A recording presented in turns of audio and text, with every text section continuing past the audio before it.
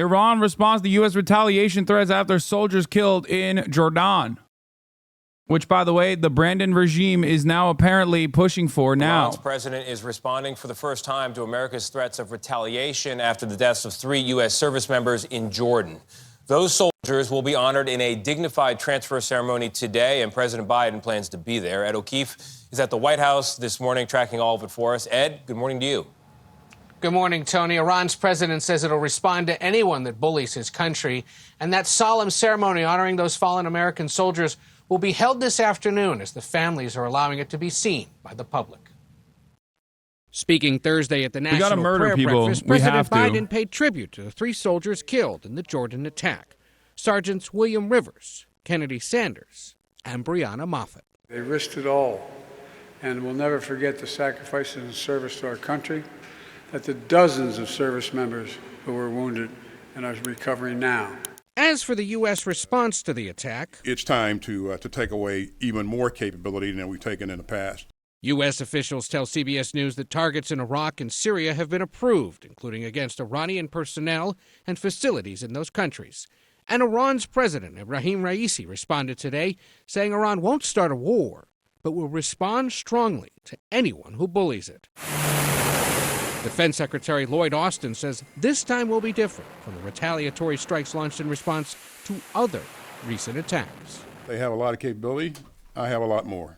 Walking with a limp into the Pentagon briefing room, it was Austin's first meeting with reporters since his hospitalization in December. He also said he apologized directly to President Biden. So Trump is obviously going to shit on Biden for this. Do you think he goes the angle of being against retaliation or going for the angle of Joe's doing this all wrong? I would be doing this better and stronger. No, Joe's doing this all wrong. I'd be doing it better and stronger. Because remember, he did that with Afghanistan. Afghanistan was a continuation of the Trump negotiations with the Taliban, right? Joe Biden followed that to a T. Maybe even it partially was a mistake to follow it that closely, in my opinion, right? So then Trump turned around and said, Joe Brandon fucked it up. I would have done it better. And it was a perfect position for him. At the time, I described it. It was like, it's so perfect for Donald Trump to just kick back and watch his own administration's policy failures play out by a dude who at least had the social and political capital to follow through on the Afghanistan withdrawal, which was always going to be terrible regardless, right? So he just sat back, shit on Joe Biden for it, and said he would do it better. Right now, it seems to me like Donald Trump's Middle Eastern policy is simply to go, look around. Look how bad the situation is. Look at how Biden has ruined everything. I would do it better. He said this in Ukraine as well. He didn't actually say how he would solve the problem in Ukraine, but he simply said Russia would never invade Ukraine if I was in charge. Now, does that mean anything? Does that actually, is that real? Is that a real thing? Does Trump have this capability? Well, he doesn't really have to have any of those things. He could just simply lie and his fans will eat it up. Okay?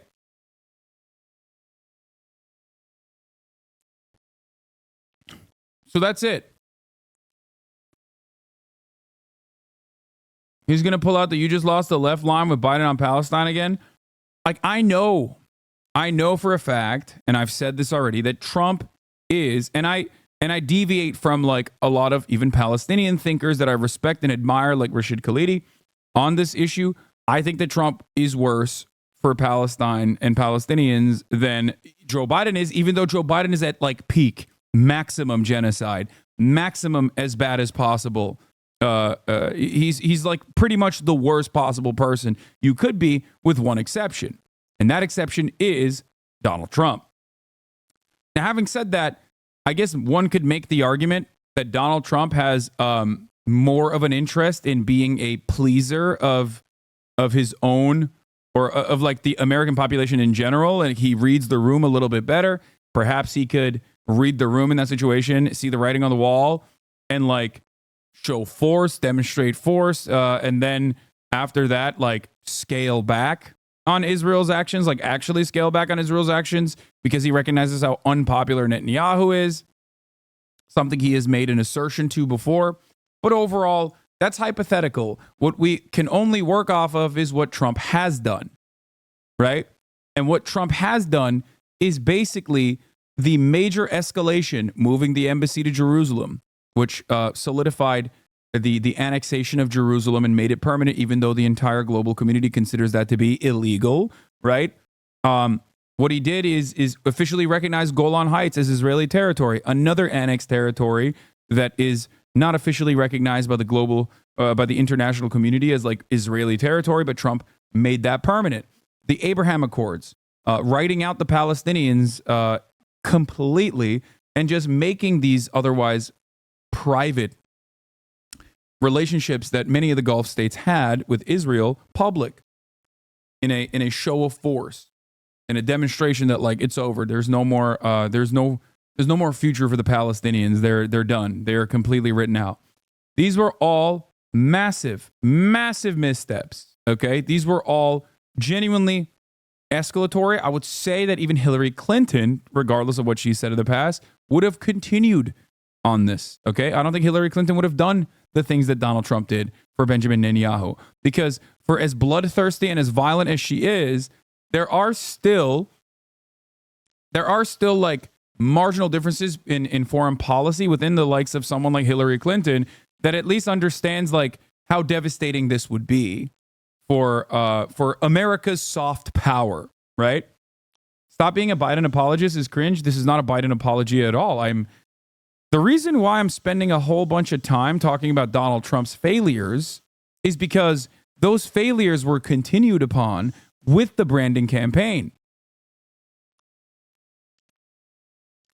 This is the major flaw. Joe Biden himself personally is ideologically a Zionist, right? And a very, very big, zealous Zionist too. Like he is engaging in zealotry that is this is the most zealotry that you can get from like an elected official, right? That is terrifying. Why is that terrifying? Because I think that personally, that zealotry is causing him to only hear out people in the State Department that are leaning into being heavily pro-Israel, and not the other more sane voices who are still very bloodthirsty, right? Every day you say foreign policy is bipartisan. It is. However, there are still slight deviations in American foreign policy. Okay? This is still very important for you to understand. Foreign policy for the United States of America is bipartisan, but Israel's support to this degree, okay, instead of doing what Biden has done in the past, like calling up Israel and being like, you got to stop, you got to cut it out, it's over, like he did in 2021, or Ronald Reagan doing the same thing, or even like any kind of threat that Papa Bush, George H.W. Bush did back in the day. Like there have been moments where Republican administrations have actually reined in Israel's violent, bloodthirsty conquest because they want to maintain stability in the region, even if overall they recognize like they're unconditionally pro-Israel, and they recognize that like Israel can, do genocide and will let it happen. However, there is a secondary impact on the way Biden approaches the subject.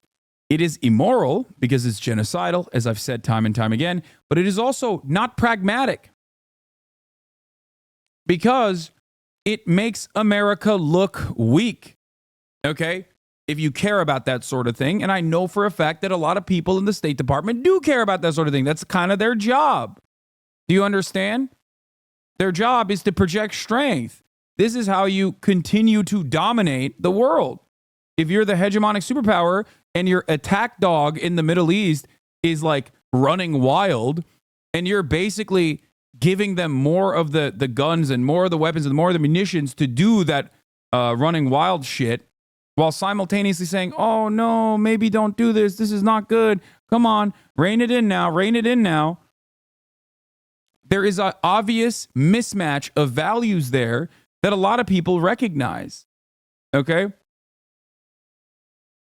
What makes you think Israel's running wild? Ethnic cleansing is what makes me think Israel is running wild. Israel has never been this violent. In the entire history of Israel, we have moved far beyond 1948 even. We have doubled the amount of deaths from the Nakba. Do you understand?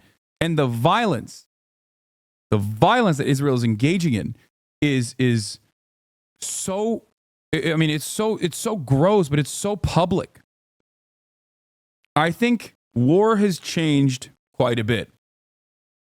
Okay? War has changed quite a bit. In many ways, it hasn't changed at all. And in some ways, it's changed in a way that is, I think, making our collective consciousness worse.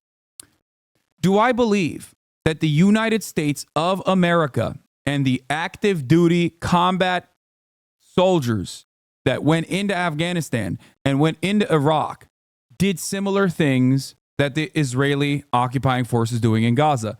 Absolutely. But at the time, the technological limitations and the SOP made it so that they were not as public about their war crimes that we understand as war crimes. Okay?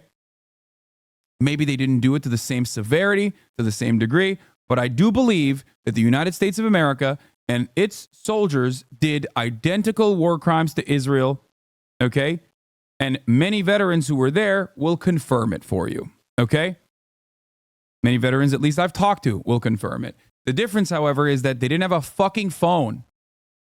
Okay? They didn't have a phone on them at all times and a TikTok account that they could immediately blast to. Now, obviously, we saw some aspects of this with Abu Ghraib, sorry.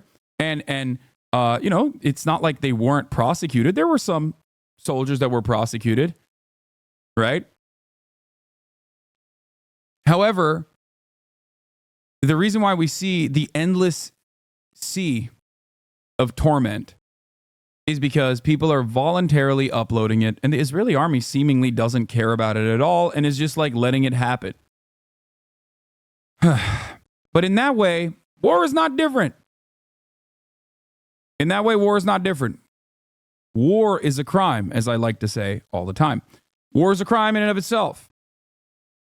But the way that war has changed is the way we see it, the way we analyze it, the way we can like get real-time updates of Israeli soldiers getting blasted inside of their Merkava tanks. Israeli soldiers getting blasted by sniper rifles from the militant insurgency groups. And of course, on the other side, we also see the Israeli occupying force and the metric ton of war crimes that they engage in. Okay? And it's like, it's being voluntarily uploaded.